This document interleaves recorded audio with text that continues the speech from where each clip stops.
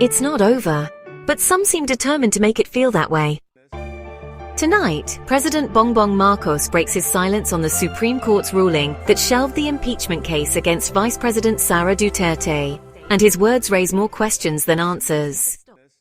Speaking on Friday, Marcos clarified that the High Court's decision was purely about procedure, not the substance of the allegations. The merits of the case were not examined. It has no bearing on the rightness or wrongness of the impeachment case. In other words, Sara Duterte was not cleared, but nor was she found guilty. The case was halted because of a procedural flaw under the court's interpretation of the Constitution's one-year impeachment rule. From a legal perspective, that should end the matter, at least for now. But politically, Marcos's framing leaves room for interpretation. Critics could seize on his words to argue that Duterte still faces unanswered accusations. Allies, on the other hand, may view this as an opportunity to highlight how opponents are weaponizing procedure to score political points.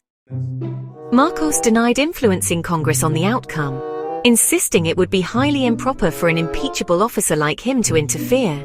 Still, he pointed out that other mechanisms remain, through the Commission on Audit, the Senate and the House, especially as the national budget process approaches. And here's the strategic wrinkle.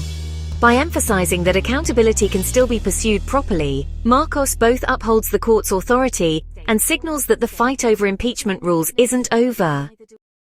But this raises sharper questions.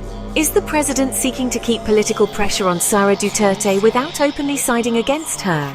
Or is this a careful balancing act, respecting the court's ruling while reminding critics that the door to scrutiny remains open? And if so, who benefits most from keeping that door ajar?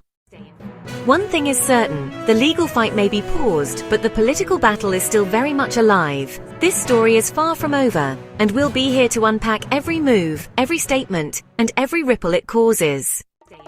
I'm Becky Wilcox for Insight News TV. Don't forget to like, share, comment, and subscribe for fearless political analysis you won't find anywhere else.